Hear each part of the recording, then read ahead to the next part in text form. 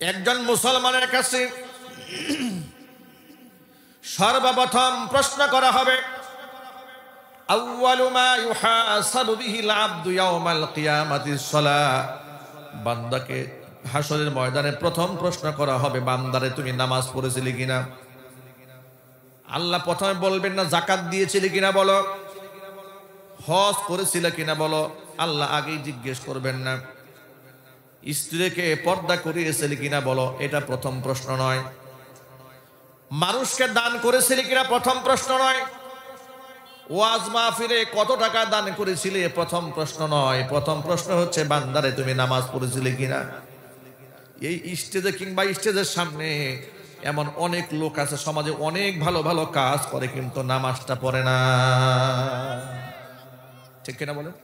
মানে অনেক ভালো কাজ করে, এমনকি মানুষের মাঝে গল্প করে বলে যে হুজুর আমি কিন্তু লোকটা খারাপ না, অনেক ভালো কাজ করি, নামাজ নিয়ে একটু উদাসীনতা আছে কিন্তু লোক ভালো। কি আছে না নাই? লোকটা ভালো কিন্তু নামাজ পড়ে না। আহা, এর ভালোর কোনো মূল্য নাই। কসম আল্লাহর, এই ভালের কোনো মূল্য নাই যে লোকটা নামাজ পড়ে না। রবের সাথে দৈনিক 5 বার সে কুফুরি করে। কি করে? নাফরমানি করে না, সে কুফুরি করে রবের সাথে। আল্লাহ নবী সাল্লাল্লাহু আলাইহি ওয়াসাল্লাম বলেছেন, মান তারাকা সালাতান মুতাআম্মিদান ফাকাদ কাফারা। কোন ব্যক্তি যদি ইচ্ছা করে 1 রাকাত নামাজ ছেড়ে দেয়, সেই ব্যক্তি কুফরি করে ফেলে। মুহাদ্দিসিনে কেরাম এবং ফুকাহে কেরাম হাদিসের ব্যাখ্যা করে বলেছেন ইমাম আবু হানিফা রাহমাতুল্লাহি আলাইহি বলেছেন, নামাজ তরক করার কারণে সে যেন কুফরি করে ফেলল। সে একটা কাফেরের কাজ করেছে। কার কাজ করেছে? নামাজ ছেড়ে দিয়ে সে মুসলমানের কাজ করে নাই, সে কাফেরের কাজ করেছে। নামাজ ইসলামে এতটাই গুরুত্বপূর্ণ, এমন কঠিন শক্ত বিধান নামাজি। কোরআন মাজিদ আল্লাহ রাব্বুল আলামিন জিহাদরত অবস্থায় নামাজের নির্দেশ প্রদান করেছেন। অর্থাৎ ধরুন 500 মানুষ, 5000 মানুষ আপনি সৈনিকদের সাথে লড়াই করেছেন, কাফেরদের সাথে, নামাজের ওয়াক্ত হয়ে গেছে, জিহাদ চলমান। আল্লাহ রাব্বুল আলামিন বলেন, নামাজের ওয়াক্ত যদি হয়ে যায়, জিহাদরত অবস্থাতে তুমি নামাজ ছাড়তে পারবা না। যদি জামাতরত অবস্থায় 1000 মানুষ মুসলমান জিহাদে থাকে, তাহলে 500 মানুষ জিহাদে থাকবে, আর 500 মানুষ তারা নামাজের মধ্যে দাঁড়ায় যাবে। 2 রাকাত নামাজ পড়ে 2 রাকাত নামাজ পড়ার পরে তারা একদল আবার সামনে যাবে, যারা সামনে ছিল তারা পিছনে চলে আসবে, তারা জামাতের মধ্যে এসে শামিল হয়ে যাবে। একটুখানি চিন্তা করেন, জিহাদে শত্রুর মোকাবেলা করছে, যে কোনো মুহূর্তে জানটা বের হয়ে যেতে পারে। ওই ক্ষেত্রেও ইসলামে নামাজকে ছাড় দেওয়া হয় নাই। অথচ এই নামাজটা নিয়ে আমাদের সবচেয়ে বড় উদাসীনতা। আমরা বড় বড় কথা বলি, অনেক বড় বড় কথা বলি, নিজে নামাজ পড়ি না, সন্তানদেরকে নামাজের তালিম আমরা দিই না।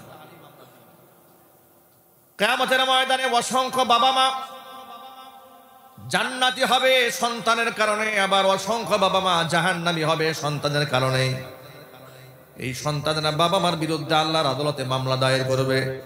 সূরা হামিম সাজদার মধ্যে আল্লাহ পাক স্পষ্ট জানিয়ে দিয়েছেন। আল্লাহ পাক বলেন, وقال الذين كفروا ربنا أرنا الذين أضلانا من الجن والإنس نجعلهما تحت أقدامنا লিয়াকুনা মিনাল আসফালিন। কাফেররা কিয়ামতের দিন জাহান্নামের ভয়াবহ শাস্তি দেখার পরে তারা বলবে, রব্বুল আলামিন, কাফের হইয়া তো মায়ের পেট থেকে দুনিয়াতে জন্মগ্রহণ করিনি, একজন ইমানদার মুমিন মুসলমান হয়েই তো আমি দুনিয়ার মাটিতে জন্মগ্রহণ করেছিলাম, কিন্তু আমার বাবা মা আমাকে কাফের বানিয়েছে, আমার শিক্ষক আমাকে কাফের বানিয়েছে, আমার সমাজের লিডাররা আমাকে কাফের বানিয়েছে। তাহলে যে সমস্ত বাবা মা আমাকে জাহান্নামের লাকড়ি বানালো, যে সমস্ত শিক্ষকেরা আমাকে জাহান্নামের লাকড়ি বানিয়েছে, যে সমস্ত নেতারা আমাকে জাহান্নামের লাকড়ি বানিয়েছে, আল্লাহ এই সমস্ত ব্যক্তিদেরকে আগে আমাদের সামনে হাজির করো। নাজআলহুমা তাহতা আকদামিনা, এদেরকে আমাদের পায়ের নিচে আমরা ফেলবো। লিয়াকুনা মিনাল আসফালিন, যাতে করে এরা জাহান্নামে আমাদের অধঃপতন, আমাদের অধস্তন হতে পারে। জোরে কোন নাউযুবিল্লাহ। কোরআন মাজিদ আল্লাহ পাক সন্তানদের ব্যাপারে আল্লাহ পাক বলেছেন, আল মালু ওয়াল বানুনা জিনাতুল হায়াতিদ দুনিয়া, সন্তান এবং সম্পদই হচ্ছে দুনিয়ার চাকচিক্য নিয়ামত। অন্য আয়াতে আল্লাহ পাক বলেন, ওয়া'লামু আন্নামা আমওয়ালুকুম ওয়া আওলাদুকুম ফিতনা ওয়াল্লাহু ইনদাহু আজরুন আযীম। জেনে রেখো, তোমাদের সম্পদ এবং সন্তান দুটোই আমি আল্লাহর পক্ষ থেকে নিয়ামত এবং পরীক্ষা। এই ইমতিহানে যদি তোমরা পাস করতে পারো তাহলে আমি আল্লাহর কাছে রয়েছে মস্ত বড় পুরস্কার। সুবহানাল্লাহ। প্রিয় ভাইরা, আমাদের সন্তানদেরকে নামাজি বানানো, তাদেরকে দ্বীন শেখানো, আদব শেখানো, এটা আল্লাহ তাআলা আমাদের উপর ফরজ করেছেন। কি করেছেন জোরে বলেন তো? এটা আল্লাহ পাক আমাদের উপর ফরজ করেছেন। 7 বছর হয়ে গেলে একজন সন্তানকে, বাচ্চাকে নামাজের তালিম দেবেন, তাকে নামাজে ধীরে ধীরে অভ্যস্ত বানাবেন। 10 বছর হলে নামাজ না পড়ে তাকে আপনি ব্যাট দিয়ে প্রহার করে, শাসন করে হলেও তাকে নামাজ পড়তে আপনি বাধ্য করবেন। এটা বাবা হিসেবে, মা হিসেবে আল্লাহ তাআলা আমাদের উপর ফরজ করেছেন। চিৎকার দেখুন সুবহানাল্লাহ। এই দায়িত্বগুলো পালন না করার কারণে আমরা আমাদের সন্তানদেরকে দুনিয়াবি শিক্ষায় শিক্ষিত করতে গিয়ে আমরা কত কিছু করেছি। কোরআন শেখায়নি, নামাজ শেখায়নি। বিনিময়ে কি হয়েছে? এই সন্তান ডাক্তার হয়েছে, ইঞ্জিনিয়ার হয়েছে, লয়ার হয়েছে, ব্যারিস্টার, প্রফেসর হয়েছে। এমন অসংখ্য ব্যক্তি পৃথিবীতে আছে যারা পৃথিবীর উচ্চ ডিগ্রি ধারণ করেছে, কিন্তু বৃদ্ধ বয়সে বাপ মাকে বৃদ্ধাশ্রমে পাঠিয়ে দিয়েছে। আমার কাছে এখনো পর্যন্ত রেকর্ড আছে। আপনার বেলা শেষে একটি বৃদ্ধাশ্রম আছে নওগাঁ জেলাতে। এটা আমি 2 দিন আগে টেলিভিশনে একটি সংবাদ অনলাইনে আমি দেখেছি, সম্ভবত আর টেলিভিশনে এটাকে কভার দিয়েছে। বেলা শেষে বৃদ্ধাশ্রমের এক বৃদ্ধার গল্প, যিনি সেই বৃদ্ধাশ্রমের প্রতিষ্ঠাতা একজন নারী, তিনি শোনালেন। তিনি বললেন, 2 ছেলেকে এক বৃদ্ধা মা ডাক্তার বানিয়েছে। 2 ছেলে বিদেশে থাকে। এই বৃদ্ধা মায়ের খোঁজ খবর নেওয়ার কোনো লোক নাই। বৃদ্ধাশ্রমে তিনি তার দেখাশোনা করেন। একেবারে মৃত্যু শয্যায় মা যখন শায়িত, তখন ছেলেদেরকে সাথে যোগাযোগ করা হলো। ছেলেরা জীবনের শেষবারের মতো বিদেশ থেকে এসে, তার ডাক্তার 2 ছেলে এসে প্রথম মায়ের সাথে যে আচরণটা করেছে, মা প্যারালাইজড হয়ে গেছে, পক্ষাঘাত হয়ে গেছে। উনি বলছেন, যিনি এই বৃদ্ধাশ্রমের দায়িত্বে যিনি আছেন, তিনি বলছেন যে সন্তানরা এসে দেখলাম অসুস্থ মায়ের হাত থেকে ফিঙ্গারপ্রিন্ট নিচ্ছে। ফিঙ্গারপ্রিন্ট নিয়ে মায়ের নামে যে সমস্ত স্থাবর অস্থাবর সম্পদ আছে সব লিখে নিল। লিখে নেওয়ার পরে বৃদ্ধাশ্রমের দায়িত্বরত নারীকে বলছে যে আপনি আমার মাকে নিজের মায়ের মতো একটু দেখাশোনা করেন। আমরা তো সময়ের অভাবে খেদমত করতে পারছি না, বিদেশ যাচ্ছি, বিদেশ গিয়ে তার ভরণ পোষণা যত টাকা পয়সা লাগে সব আমরা দেব। এই কথা বলে বৃদ্ধা মাকে ফেলে সন্তানদ্বয় বিদেশ চলে গেল। উনি বলছেন, বিদেশ যাওয়ার পরে জীবনের জন্য একটি দিন ফোন দিয়ে জিজ্ঞেস করে নেয় মা বেঁচে আছে না মরে গেছে। এটা হচ্ছে পৃথিবীর বাস্তবতা। তাহলে এটা কেন হয়েছে? এটা আমাদের নিজেদের হাতের কামাই। এটা আমরা ভুল করেছি। আমরা আমাদের সন্তানদের কোরআন শিক্ষা দিতে পারি নাই, নামাজ শিক্ষা দিতে পারিনি। যদি আমাদের সন্তানকে আমরা কোরআন সুন্নাহর আদর্শবান বানাতাম, আমাদের সন্তান মাস্তান হতো না, ডাকাত হতো না, খুনি হতো না, মাদক সেবী হতো না, মাদক ব্যবসায়ী হতো না, মদ্যপানকারী হতো না, জুয়ারি হতো না, টেন্ডারবাজ হতো না। আজকে আমাদের সন্তানদেরকে নিয়ে কারো কাছে আমাদের বিচার দেওয়ার প্রয়োজন হতো না। ঈমানের পথে অবিচল থেকে আমার মরণ যেন হয়। ঈমানের পথে অবিচল থেকে আমার মরণ যেন হয়। তোমারই কাছে মিনতি আমার, তোমারই কাছে মিনতি আমার, মহামহিম দয়াময় ইমানের পথে অবিচল থেকে আমার মরণ যেন হয়। ইমানের পথে অবিচল থেকে আমার মরণ যেন হয়। আপনারা নিশ্চয়ই এই প্রশ্নের জবাব জানেন যে কিয়ামতের দিন সর্বপ্রথম আল্লাহ তাআলা বান্দাকে কিসের প্রশ্ন করবেন। দেখি এই প্রশ্নের জবাবটা কারা দিতে পারেন দেখি। কিয়ামতের দিন রবের পক্ষ থেকে বান্দাকে সর্বপ্রথম কি প্রশ্ন করা হবে? প্রথম প্রশ্ন, আউয়ালু মা ইউহাসাবু বিহিল আবদু ইয়াউমাল কিয়ামাতিস সালাহ। সবার আগে প্রথম প্রশ্ন, বান্দা নামাজ পড়েছিল কিনা। আপনারা যারা স্কুলে পড়েছেন, আমরা যারা পড়েছি, দেখবেন 5-6টা প্রশ্ন আসলে সঠিক 3টা প্রশ্নের জবাব দাও বা 4টা প্রশ্নের জবাব দাও। আমরা প্রথম প্রশ্ন হাতে পাওয়ার পরে পুরোটা প্রশ্ন আগে পড়ি, পড়ার পরে আমাদের শিক্ষকরা আমাদের শিখিয়ে দেয় যেই প্রশ্নের জবাব তুমি সবচাইতে ভালো জানো সেটা তুমি সবার আগে লিখবা, যাতে করে যিনি পরীক্ষক মুমতাহিন তোমার খাতাটা হাতে পাবে, উনি হাতে পাওয়া মাত্র তোমার প্রথম লিখুনি দেখে যেন তোমার প্রতি একটা সুধারণা তৈরি হয় যে প্রথমে এত সুন্দর লিখেছে, নিশ্চয়ই ভালো লিখবে সে। কিন্তু দেখা গেল আপনি 3য় নাম্বার কোশ্চেনের জবাব জানেন, কিন্তু প্রথম প্রশ্নের জবাবটা আপনার জানা নাই। আপনি 3য় নাম্বারের প্রশ্নের জবাবটা না লিখে আপনি ধারাবাহিকভাবে আপনি প্রথম প্রশ্নের জবাব লিখতে গিয়া একেবারে মনে যা চাই তাই লিখেছেন, একটা লাইনও ঠিক নাই, উত্তরও সঠিক হয় নাই। যদিও পরবর্তী পৃষ্ঠা আপনি ভালো লিখছেন, মুমতাহিন যিনি পরীক্ষক যিনি, আপনার প্রথম লেখা দেখি তার মেজাজটা খারাপ হয়ে যাবে, আপনার প্রতি একটা কুধারণা তৈরি হবে যে শুরুতেই যেহেতু এরকম লেখা লিখছে, পরে না জানি কত খারাপ লেখা লিখছে। কথা বলেন ঠিক কিনা বলেন? এই জন্য প্রথম প্রশ্নের জবাবটা সবাই, একটা দুর্বল মেধার মানুষও সুন্দর করে লেখার চেষ্টা করে। একজন মুসলমানের কাছে সর্বপ্রথম প্রশ্ন করা হবে, আউয়ালু মা ইউহাসাবু বিহিল আবদু ইয়াউমাল কিয়ামাতিস সালাহ। বান্দাকে হাসরের ময়দানে প্রথম প্রশ্ন করা হবে, বান্দারে তুমি নামাজ পড়েছিলে কিনা।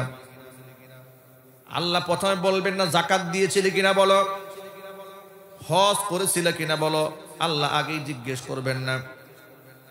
স্ত্রীকে পর্দা করিয়েছিলে কিনা বলো, এটা প্রথম প্রশ্ন নয়। মানুষকে দান করেছিলে কিনা প্রথম প্রশ্ন নয়। ওয়াজ মাহফিলে কত টাকা দান করেছিলে প্রথম প্রশ্ন নয়। প্রথম প্রশ্ন হচ্ছে বান্দারে তুমি নামাজ পড়েছিলে কিনা। এই স্টেজে কিংবা স্টেজের সামনে এমন অনেক লোক আছে সমাজে, অনেক ভালো ভালো কাজ করে কিন্তু নামাজটা পড়ে না, ঠিক কিনা বলে? মানে অনেক ভালো কাজ করে, এমনকি মানুষের মাঝে গল্প করে বলে যে হুজুর আমি কিন্তু লোকটা খারাপ না, অনেক ভালো কাজ করি, নামাজ নিয়ে একটু উদাসীনতা আছে কিন্তু লোক ভালো। কি আছে না নাই? লোকটা ভালো কিন্তু নামাজ পড়ে না। আহা, এর ভালোর কোনো মূল্য নাই। কসম আল্লাহর, এই ভালের কোনো মূল্য নাই যে লোকটা নামাজ পড়ে না। রবের সাথে দৈনিক 5 বার সে কুফুরি করে। কি করে? নাফরমানি করে না, সে কুফুরি করে রবের সাথে। আল্লাহ নবী সাল্লাল্লাহু আলাইহি ওয়াসাল্লাম বলেছেন, মান তারাকা সালাতান মুতাআম্মিদান ফাকাদ কাফারা। কোন ব্যক্তি যদি ইচ্ছা করে 1 রাকাত নামাজ ছেড়ে দেয়, সেই ব্যক্তি কুফরি করে ফেলে। মুহাদ্দিসিনে কেরাম এবং ফুকাহে কেরাম হাদিসের ব্যাখ্যা করে বলেছেন ইমাম আবু হানিফা রাহমাতুল্লাহি আলাইহি বলেছেন, নামাজ তরক করার কারণে সে যেন কুফরি করে ফেলল। সে একটা কাফেরের কাজ করেছে। কার কাজ করেছে? নামাজ ছেড়ে দিয়ে সে মুসলমানের কাজ করে নাই, সে কাফেরের কাজ করেছে। নামাজ ইসলামে এতটাই গুরুত্বপূর্ণ, এমন কঠিন শক্ত বিধান নামাজি। কোরআন মাজিদ আল্লাহ রাব্বুল আলামিন জিহাদরত অবস্থায় নামাজের নির্দেশ প্রদান করেছেন। অর্থাৎ ধরুন 500 মানুষ, 5000 মানুষ, আপনি সৈনিকদের সাথে লড়াই করেছেন, কাফেরদের সাথে, নামাজের ওয়াক্ত হয়ে গেছে, জিহাদ চলমান। আল্লাহ রাব্বুল আলামিন বলেন, নামাজের ওয়াক্ত যদি হয়ে যায়, জিহাদরত অবস্থাতে তুমি নামাজ ছাড়তে পারবে না। যদি জামাতরত অবস্থায় 1000 মানুষ মুসলমান জিহাদে থাকে, তাহলে 500 মানুষ জিহাদে থাকবে, আর 500 মানুষ তারা নামাজের মধ্যে দাঁড়ায় যাবে। 2 রাকাত নামাজ পড়ে 2 রাকাত নামাজ পড়ার পরে তারা একদল আবার সামনে যাবে, যারা সামনে ছিল তারা পিছনে চলে আসবে, তারা জামাতের মধ্যে এসে শামিল হয়ে যাবে। একটুখানি চিন্তা করেন, জিহাদে শত্রুর মোকাবেলা করছে, যে কোনো মুহূর্তে জানটা বের হয়ে যেতে পারে। ওই ক্ষেত্রেও ইসলামে নামাজকে ছাড় দেওয়া হয় নাই। অথচ এই নামাজটা নিয়ে আমাদের সবচাইতে বড় উদাসীনতা। আমরা বড় বড় কথা বলি, অনেক বড় বড় কথা বলি, নিজে নামাজ পড়ি না, সন্তানদেরকে নামাজের তালিম আমরা দিই না। কিয়ামতের ময়দানে অসংখ্য বাবা মা জান্নাতি হবে সন্তানের কারণে, আবার অসংখ্য বাবা মা জাহান্নামী হবে সন্তানের কারণে।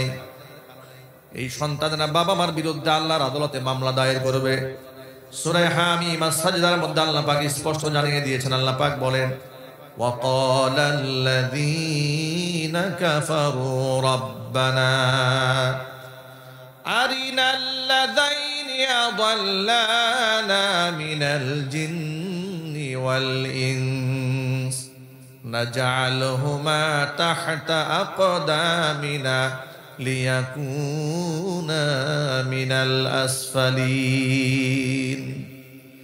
কাফেররা কিয়ামতের দিন জাহান্নামের ভয়াবহ শাস্তি দেখার পরে তারা বলবে, রব্বুল আলামিন, কাফের হইয়া তো মায়ের পেট থেকে দুনিয়াতে জন্মগ্রহণ করিনি, একজন ইমানদার মুমিন মুসলমান হয়েই তো আমি দুনিয়ার মাটিতে জন্মগ্রহণ করেছিলাম, কিন্তু আমার বাবা মা আমাকে কাফের বানিয়েছে, আমার শিক্ষক আমাকে কাফের বানিয়েছে, আমার সমাজের লিডাররা আমাকে কাফের বানিয়েছে। তাহলে যে সমস্ত বাবা মা আমাকে জাহান্নামের লাকড়ি বানালো, যে সমস্ত শিক্ষকেরা আমাকে জাহান্নামের লাকড়ি বানিয়েছে, যে সমস্ত নেতারা আমাকে জাহান্নামের লাকড়ি বানিয়েছে, আল্লাহ এই সমস্ত ব্যক্তিদেরকে আগে আমাদের সামনে হাজির করো। নাজআলহুমা তাহতা আকদামিনা, এদেরকে আমাদের পায়ের নিচে আমরা ফেলবো। লিয়াকুনা মিনাল আসফালিন, যাতে করে এরা জাহান্নামে আমাদের অধঃপতন, আমাদের অধস্তন হতে পারে। জোরে বলেন নাউযুবিল্লাহ। কোরআন মাজিদ আল্লাহ পাক সন্তানদের ব্যাপারে আল্লাহ পাক বলেছেন, আল মালু ওয়াল বানুনা যিনাতুল হায়াতিদ দুনিয়া, সন্তান এবং সম্পদই হচ্ছে দুনিয়ার চাকচিক্য নিয়ামত। অন্য আয়াতে আল্লাহ পাক বলেন, ওয়া'লামু আন্নামা আমওয়ালুকুম ওয়া আওলাদুকুম ফিতনা ওয়াল্লাহু ইনদাহু আজরুন আযীম। জেনে রেখো, তোমাদের সম্পদ এবং সন্তান দুটোই আমি আল্লাহর পক্ষ থেকে নিয়ামত এবং পরীক্ষা। এই ইমতিহানে যদি তোমরা পাস করতে পারো, তাহলে আমি আল্লাহর কাছে রয়েছে মস্ত বড় পুরস্কার। সুবহানাল্লাহ। প্রিয় ভাইরা, আমাদের সন্তানদেরকে নামাজি বানানো, তাদেরকে দ্বীন শেখানো, আদব শেখানো, এটা আল্লাহ তাআলা আমাদের উপর ফরজ করেছেন। কি করেছেন জোরে বলেন তো? এটা আল্লাহ পাক আমাদের উপর ফরজ করেছেন। 7 বছর হয়ে গেলে একজন সন্তানকে, বাচ্চাকে নামাজের তালিম দেবেন, তাকে নামাজে ধীরে ধীরে অভ্যস্ত বানাবেন। 10 বছর হলে নামাজ না পড়ে তাকে আপনি বেত দিয়ে প্রহার করে, শাসন করে হলেও তাকে নামাজ পড়তে আপনি বাধ্য করবেন। এটা বাবা হিসেবে, মা হিসেবে আল্লাহ তাআলা আমাদের উপর ফরজ করেছেন। চিৎকার দেখুন সুবহানাল্লাহ। এই দায়িত্বগুলো পালন না করার কারণে আমরা আমাদের সন্তানদেরকে দুনিয়াবি শিক্ষায় শিক্ষিত করতে গিয়ে আমরা কত কিছু করেছি। কোরআন শেখায়নি, নামাজ শেখায়নি। বিনিময়ে কি হয়েছে? এই সন্তান ডাক্তার হয়েছে, ইঞ্জিনিয়ার হয়েছে, লয়ার হয়েছে, ব্যারিস্টার, প্রফেসর হয়েছে। এমন অসংখ্য ব্যক্তি পৃথিবীতে আছে যারা পৃথিবীর উচ্চ ডিগ্রি ধারণ করেছে, কিন্তু বৃদ্ধ বয়সে বাপ মাকে বৃদ্ধাশ্রমে পাঠিয়ে দিয়েছে। আমার কাছে এখনো পর্যন্ত রেকর্ড আছে। আপনার বেলা শেষে একটি বৃদ্ধাশ্রম আছে নওগাঁ জেলাতে। এটা আমি 2 দিন আগে টেলিভিশনে একটি সংবাদ অনলাইনে আমি দেখেছি, সম্ভবত আর টেলিভিশনে এটাকে কভার দিয়েছে। বেলা শেষে বৃদ্ধাশ্রমের এক বৃদ্ধার গল্প, যিনি সেই বৃদ্ধাশ্রমের প্রতিষ্ঠাতা একজন নারী, তিনি শোনালেন। তিনি বললেন, 2 ছেলেকে এক বৃদ্ধা মা ডাক্তার বানিয়েছে। 2 ছেলে বিদেশে থাকে। এই বৃদ্ধা মায়ের খোঁজ খবর নেওয়ার কোনো লোক নাই। বৃদ্ধাশ্রমে তিনি তার দেখাশোনা করেন। একেবারে মৃত্যু সজ্জায় মা যখন শায়িত, তখন ছেলেদেরকে সাথে যোগাযোগ করা হলো। ছেলেরা জীবনের শেষবারের মতো বিদেশ থেকে এসে, তার ডাক্তার 2 ছেলে এসে প্রথম মায়ের সাথে যে আচরণটা করেছে, মা প্যারালাইজড হয়ে গেছে, পক্ষাঘাত হয়ে গেছে। উনি বলছেন, যিনি এই বৃদ্ধাশ্রমের দায়িত্বে যিনি আছেন, তিনি বলছেন যে সন্তানরা এসে দেখলাম অসুস্থ মায়ের হাত থেকে ফিঙ্গারপ্রিন্ট নিচ্ছে। ফিঙ্গারপ্রিন্ট নিয়ে মায়ের নামে যে সমস্ত স্থাবর অস্থাবর সম্পদ আছে সব লিখে নিল। লিখে নেওয়ার পরে বৃদ্ধাশ্রমের দায়িত্বরত নারীকে বলছে যে আপনি আমার মাকে নিজের মায়ের মতো একটু দেখাশোনা করেন, আমরা তো সময়ের অভাবে খেদমত করতে পারছি না, বিদেশ যাচ্ছি, বিদেশ গিয়ে তার ভরণ পোষণা যত টাকা পয়সা লাগে সব আমরা দেব। এই কথা বলে বৃদ্ধা মাকে ফেলে সন্তানদ্বয় বিদেশ চলে গেল। উনি বলছেন বিদেশ যাওয়ার পরে জীবনের জন্য একটি দিন ফোন দিয়ে জিজ্ঞেস করে নেয় মা বেঁচে আছে না মরে গেছে। এটা হচ্ছে পৃথিবীর বাস্তবতা। তাহলে এটা কেন হয়েছে? এটা আমাদের নিজেদের হাতের কামাই। এটা আমরা ভুল করেছি। আমরা আমাদের সন্তানদের কোরআন শিক্ষা দিতে পারি নাই, নামাজ শিক্ষা দিতে পারিনি। যদি আমাদের সন্তানকে আমরা কোরআন সুন্নাহর আদর্শবান বানাতাম, আমাদের সন্তান মাস্তান হতো না, ডাকাত হতো না, খুনি হতো না, মাদক সেবী হতো না, মাদক ব্যবসায়ী হতো না, মদ্যপানকারী হতো না, জুয়ারি হতো না, টেন্ডারবাজ হতো না। আজকে আমাদের সন্তানদেরকে নিয়ে কারো কাছে আমাদের বিচার দেওয়ার প্রয়োজন হতো না। আমাদের সন্তানরা আমাদের চোখের শীতলতা হয়ে যেত। ঠিক না বলেন? আমি যদি কসম করে বলি তাহলে আমাকে কাফারা দিতে হবে না।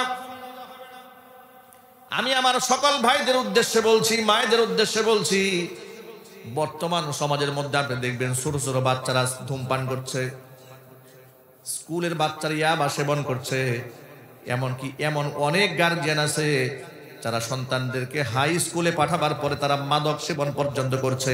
জোরে করে নাউজুবিল্লাহ। কোরআনের নূর থেকে মানুষ যখন সরে যায় তখন তার মধ্যে আর মনুষ্যত্ব বাকি থাকে না। এই জন্য নবী করিম সাল্লাল্লাহু আলাইহি ওয়াসাল্লাম বলেছেন, আল কোরআনু গিনান লা ফাকরা বাদাহ। কোরআন এমন একটা সম্পদের নাম, এটা অর্জিত হলে ব্যক্তি ধনী হয়ে যায়। ওলা গিনান দুনাহু, কোরআন ছাড়া কোনো ব্যক্তি ধনীও হতে পারে না। পৃথিবীতে সব আছে, তার মধ্যে কোরআন নাই। হুজুর বলেছেন সে নিঃস্ব অসহায়। আর যার মধ্যে কোরআন আছে, পৃথিবীর কোনো সম্পদ যদি নাও থাকে, সে পৃথিবীর শ্রেষ্ঠতম ধনী। চিল্লায় কোন আল্লাহু আকবার। কোরআনময় জীবন যারা গড়ে তাদের সম্মান আল্লাহ তাআলা আকাশ চুম্বি বানিয়ে দেন। নবী করিম সাল্লাল্লাহু আলাইহি ওয়াসাল্লাম বলেছেন, আল মাহিরু বিল কুরআনি মা'আস সাফারাতিল কিরামিল বাররা।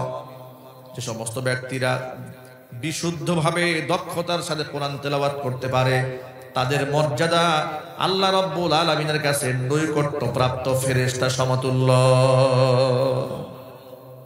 ওয়াল্লাযী ইয়াকরাউল কোরআন, আর যে ব্যক্তি কোরআন পড়ে, ওয়া তাতাউ, এবং সে ধাক্কায় ধাক্কায় ঠেলে ঠেলে পড়ে কিন্তু কোরআন তেলাওয়াত বাদ দেয় না, ওয়া শাকুন আলাইহি, এটা তার জন্য কষ্টকর হয় তেলাওয়াত করতে, এরপরেও সে বাদ দেয় না, লাহু আজরান, নবীজি সাল্লাল্লাহু আলাইহি ওয়াসাল্লাম বলেছেন আল্লাহ পাক ব্যক্তির আমল নামার মধ্যে ডাবল সওয়াব লিখে দেন। এজন্য আমরা এই দুনিয়া থেকে চিরদিনের জন্য বিদায় হব, এ কথা কি সত্য না মিথ্যা? আরো জোরে বলুন। পৃথিবীর সর্বাধিক বাস্তব সত্য, যে সত্যকে কোনো নাস্তিকও অস্বীকার করতে পারবে না। আল্লাহকে অস্বীকার করতে পারে কিন্তু মৃত্যুকে অস্বীকার করতে পারে? স্রষ্টাকে ভুলে গেলেও সে মৃত্যুর কথা অস্বীকার করার কোনো সুযোগ নাই। এটা হচ্ছে চরম বাস্তবতা। আমাকে মরতেই হবে। কোনো টাকা দিয়ে, পয়সা দিয়ে, চিকিৎসা দিয়ে বিশ্ববাসী আমাকে চিরদিন টিকিয়ে রাখতে পারবে না। পৃথিবীর মহামানব যেহেতু দুনিয়া থেকে বিদায় হয়ে গেছেন মুহাম্মদ রাসূলুল্লাহ সাল্লাল্লাহু আলাইহি ওয়াসাল্লাম, সুতরাং নেক কাজ করে পৃথিবীতে আমার টিকে থাকার কোনো সুযোগ নাই। সম্পদ দিয়ে যদি টিকে থাকা যেত, কারুন পৃথিবীতে টিকে থাকতো কিয়ামত পর্যন্ত, ঠিক কিনা? ক্ষমতা দিয়ে যদি পৃথিবীতে টিকে থাকা যেত, ফিরাউন কোনোদিন ক্ষমতাচ্যুত হতো না, ফিরাউনের মৃত্যু হতো না, ফিরাউনের পতন হতো না, যদি ক্ষমতা দিয়েই টিকে থাকা যেত।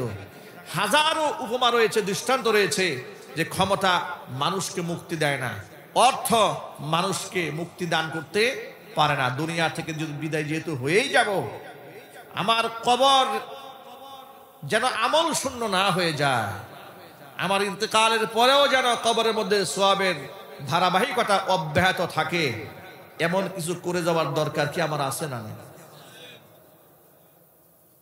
আল্লাহর হাবিব বলেন, ইদা মাতাল ইনসান, মানুষ যখন মারা যায়, ইনকাতা আনহু আমালুহু, তখন তার সমস্ত আমলনামাগুলো বন্ধ হয়ে যায়, নিজে করার কিছুই থাকে না। ইল্লা মিন সালাসা, কিন্তু তিনটা রাস্তা তখনও জারি থাকে কবরের মধ্যে সওয়াব পৌঁছে দেওয়ার জন্য। এক নাম্বার হচ্ছে ইল্লা মিন সাদাকাতিন জারিয়া, চলমান কোন দান যদি সদকায়ে জারিয়া কেউ করে যায়, কেউ কোনো মসজিদ বানিয়েছে, মাদ্রাসা বানিয়েছে, এতিমখানা করেছে, অথবা মানুষের চলাচলের জন্য রাস্তা করে দিয়েছে, নলকূপ করেছে, মানুষ বিশুদ্ধ পানি পান করতে পারে, ছায়াদার বৃক্ষরোপণ করেছে, জনসেবামূলক যত কাজ সে করেছে, দুনিয়া থেকে বিদায় হয়ে গেলেও বান্দার আমলনামার মধ্যে আল্লাহ রাব্বুল আলামিন সওয়াবের ধারাবাহিকতা অব্যাহত রেখে দিবে। এটা হচ্ছে একটা। আরেকটা হচ্ছে আও ইলমিন ইউনতাফাউ বিহ, উপকারী জ্ঞান, মানুষকে আপনি সুবুদ্ধি দিবেন, কখনো কাউকে কুবুদ্ধি দিবেন না। একটা কথা মনে রাখবেন, কেউ যদি আপনার কাছে পরামর্শের জন্য আসে, আপনি তাকে কোনোদিন কুপরামর্শ দেবেন না, সুপরামর্শ দেবেন, ভালো পরামর্শ দেবেন, যার দ্বারা সে ফায়দামান হতে পারে। আপনার পরামর্শে সে ভালো কাজ করেছে, আপনি দুনিয়া থেকে চলে গেলেও এই ভালো কাজের ধারাবাহিকতা সে যতদিন ধরে রাখবে, আপনার কবরের মধ্যে আল্লাহ পাক ততদিন সওয়াব পৌঁছে দিতে থাকবে। এই হচ্ছে দ্বিতীয় নাম্বার নালা। তৃতীয় নাম্বার হচ্ছে আও ওয়ালাদিন সালিহিন ইয়াদউ লাহ, নেককার সন্তান যদি কেউ রেখে যায় কবরের মধ্যে, আল্লাহ রাব্বুল আলামিন এই নেককার সন্তান যতদিন বেঁচে থাকবে তার জন্য দোয়া করবে, আল্লাহ পাক বাবা মার আমলনামার মধ্যে সওয়াবের ধারাবাহিকতা অব্যাহত রেখে দেবে। আমরা এখানে যারা আছি, আমরা সদকায়ে জারিয়া করার চেষ্টা করবো। আমরা বলি ইনশাআল্লাহ। আমরা মানুষকে উপকারী জ্ঞান শেখাবো, বলুন ইনশাআল্লাহ। তৃতীয় নম্বরে হচ্ছে আমরা নেককার সন্তান রেখে যেতে চাই, আমরা বদকার সন্তান রাখতে চাই না। ছোট্ট বাচ্চা শিশুকাল থেকেই তাকে নামাজে প্র্যাকটিস করাতে হবে। ছোট্ট মেয়ে শিশুকাল থেকে তাকে পর্দার গুরুত্ব শেখাবেন। এখানে অনেক বাবারা আছেন, অনেক স্বামীরা আছেন। আমি ছোট্ট করে একটা কথা বলি, আমরা অনেক সময় আমরা দেখেছি সমাজ প্রেক্ষাপটে, মেয়েটা কারিবুল বুলুগ মানে বালেগ হয় নাই, বালেগা হওয়ার কাছাকাছি, এটাকে বলা হয় কারিবুল বুলুগ। বালেগা হওয়ার কাছাকাছি বয়সে যখন একটি মেয়ে উত্তীর্ণ হতে চায়, ঠিক ওই মুহূর্তে দেখবেন তার শারীরিক অঙ্গ প্রত্যঙ্গের পরিবর্তন ঘটতে থাকে, ঠিক না ভাই? সেই হিসেবে আমরা যারা বাবা আছি, আমরা যারা মা আছি, আমাদের দায়িত্ব হচ্ছে আমাদের মেয়েদেরকে বড় হিজাব দিয়ে, পর্দা দিয়ে তাকে পর্দার গুরুত্ব শেখানো। কতজন পুরুষের সামনে সে যেতে পারবে, কার সামনে যেতে পারবে না, এই মাসআলাটা মা হিসেবে, বাবা হিসেবে মেয়েকে শাসনে রেখে এই মাসআলাগুলো তাকে সুশিশুকাল থেকে অভ্যস্ত বানানো। এ যদি আপনি শিশুকাল থেকে না করেন, আপনি মেয়েকে ইউনিভার্সিটি যখন পাঠাবেন, আপনি হাই স্কুলে পাঠাবেন, কলেজে পাঠাবেন, তখন মেয়ে পর্দার গুরুত্ব বুঝবে না। না বুঝে এমন এমন অন্যায় কাজ করে ফেলবে, যতক্ষণ আপনি বাবা হিসেবে লজ্জিত হবেন সমাজে, লজ্জিত হবেন রবের কাছে, লজ্জিত হবেন কাল আখিরাতে কঠিন ময়দানে। আপনার মেয়েটি, যে মেয়েটিকে আপনি ভালোবেসে জিন্সের প্যান্ট কিনে দিয়েছিলেন, সেই মেয়েটি কাল রবের সামনে দাঁড়িয়ে বলবে, আল্লাহ, আমার বাবা, আমার মা আমাকে জাহান্নামী বানিয়েছে, ওদেরকে আমার সামনে নিয়ে আসা। যাকে আপনি মোহাব্বত করে বোরকা এবং পর্দাহীন জীবন যাপনে উদ্বুদ্ধ করেছেন, সে আপনার বিরুদ্ধে দাঁড়িয়ে যাবে। সুতরাং মনে রাখবেন, আমি এবং আপনি আমাদের সন্তানদের যতটুকু ভালোবাসি, মহান রব তার বান্দাবান্দীদেরকে তার থেকে হাজারো লাখ কোটি গুণ বেশি ভালোবাসি, ঠিক কিনা বলেন? আল্লাহ তার বান্দাবান্দীকে যতটা ভালোবাসেন, আমরা মানুষ হয়ে কি মানুষকে এতটুকু ভালোবাসতে পারি কোনোদিন? এটা সম্ভব? আমাদের ভালোবাসা টিকে থাকে ততদিন, স্বার্থ থাকে যতদিন। কথা বলে না কেন? স্বার্থ বিনষ্ট হয়ে গেলে ভালোবাসা শেষ। কিন্তু রবের কি স্বার্থ থাকে? সুবহানাল্লাহ বলেন। সুতরাং আমরা আমাদের সন্তানদেরকে নামাজি বানাবো, জোরে বলেন ইনশাআল্লাহ।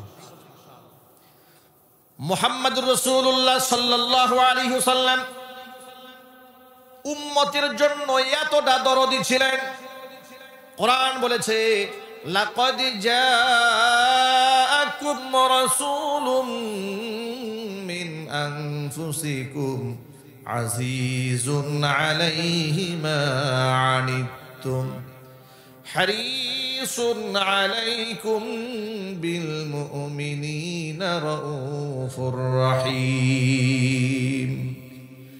নিশ্চয় তোমাদের মধ্য থেকে এসেছে তোমাদের মাঝে এমন একজন রাসূল, আজিজুন আলাইহি মা আনিতুম, তোমরা কষ্ট পেলে তোমাদের কষ্টে তিনি সবচেয়ে বেশি ব্যথিত হন। হারিসুন আলাইকুম আই আলা হিদায়াতিকুম, যিনি তোমাদের হেদায়েতের জন্য বড় আকাঙ্ক্ষা পেশ করেন।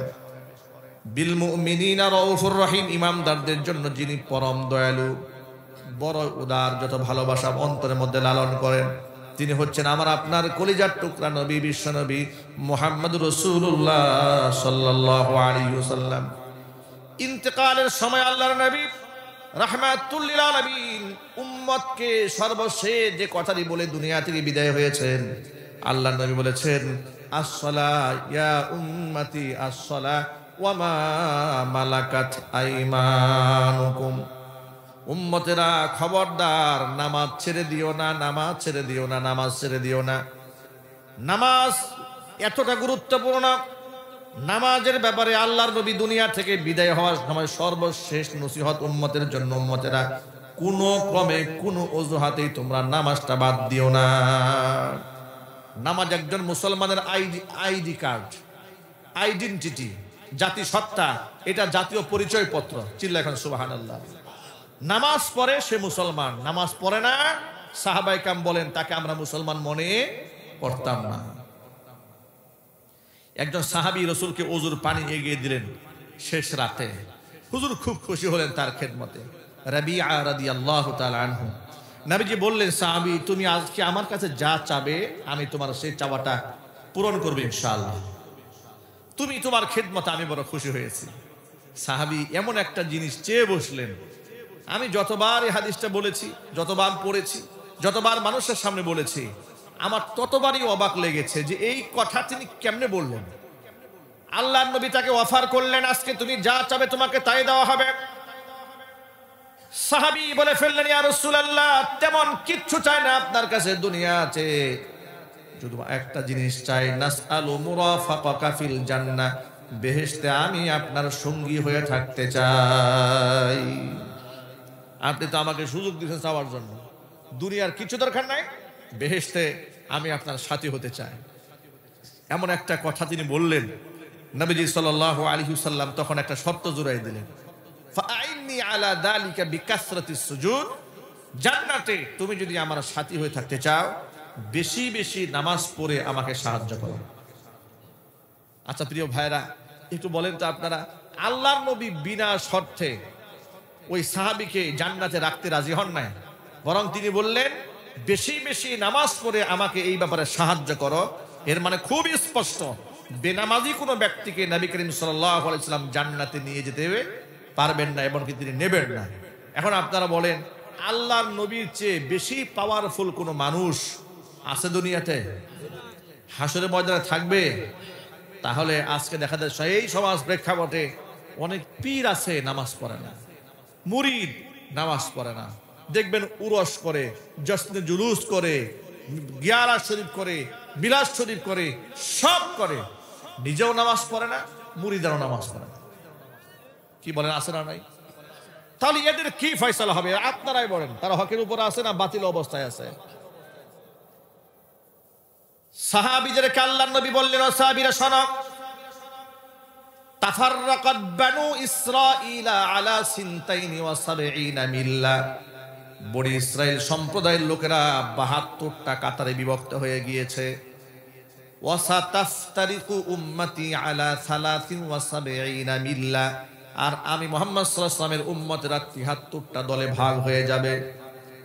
কুল্লুহুম ফিন্নার, আমার এই ৭৩ কাতার উম্মতের মধ্যে সবগুলা কাতার জাহান্নামে যাবে, ইল্লা মিল্লাতান ওয়াহিদা, কেবলমাত্র শুধুমাত্র একটি কাতার জান্নাতে যাবে।